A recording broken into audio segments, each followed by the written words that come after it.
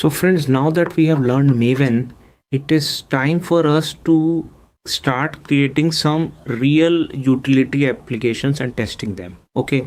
So in the course of this project, we'll create web applications as well. But right now we will create a command line application. So I'll just create a very basic vanilla command line application. And then as part of assignments, you can build it up and add more features that we have learned in the earlier chapters as part of theory. Okay. So our command line application will take one input argument and it will simply print the argument to the console. But in this process, we will see how to configure a Maven project to work as a command line application and then test it. Okay. So for creating a command line application, in the build section of your Maven, you need to add one additional dependency. This dependency was this section was for dynamically loading the property files. But I've added a plugin section in the Maven. So in Maven, you can configure various plugins and you can achieve lot more sophistication using the plugins. Okay. So in the plugins section, I have configured one basic plugin, and this plugin is called maven-assembly-plugin. Okay. So this assembly plugin helps us to create a standalone command line application. Okay. So in the configuration section of the Maven assembly plugin, I have given main class. This is this HelloWorld consulting. Inside the Maven package, we have a HelloWorld class. Okay, this class. Okay.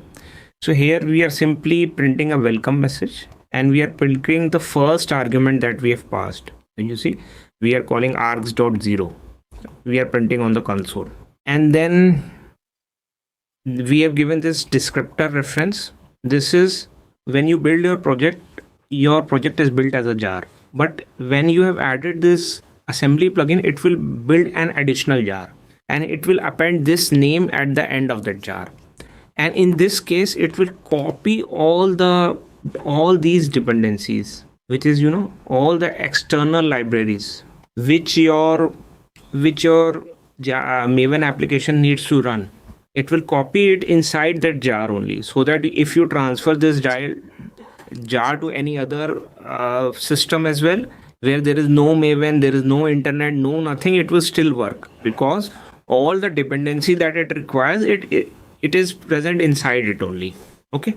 So it will create an additional jar for us. Okay. And we have specified the execution. So in execution, we have specified package to create the jar. Okay.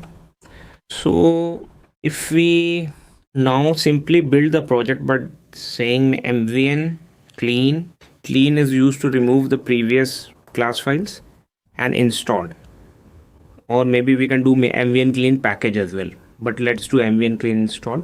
And if we hit enter, you see compiler plugin is running.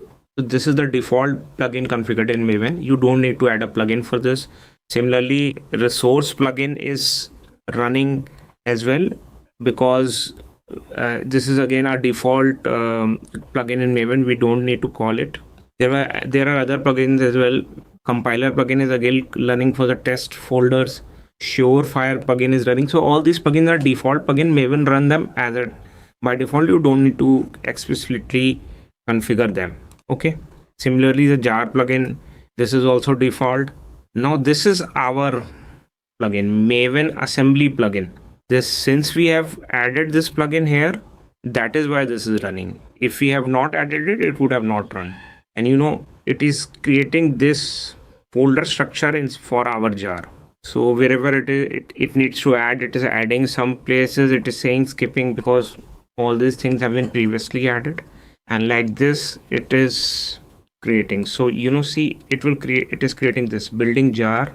So earlier our jar was called learning java 1.jar, but now it has appended this string at the end of it, jar with dependencies. Snapshot jar with dependencies.jar. Okay. So it is running, it is copying all the dependent classes and jars inside it. So output, you can see it is building this standard jar. This doesn't contain the other plugins inside it, other jars or other dependencies inside it. But this one sees this contains the other plugins inside this. So now we can run this particular jar as a standalone application. Okay, you simply need to call java -jar, and then you need to give the path of the jar. And since here you have configured this hello world class, so this class will get called, and since you are passing an argument, you are using the first argument that we are passing here. So maybe you can say I'm mentioning my name SPS. Okay, and if I call this, you see it is printing me welcome SPS. So this is a utility Java application. Now you can transfer this jar to any other computer as well, and using this command, if you will run this, it will always perform your functions.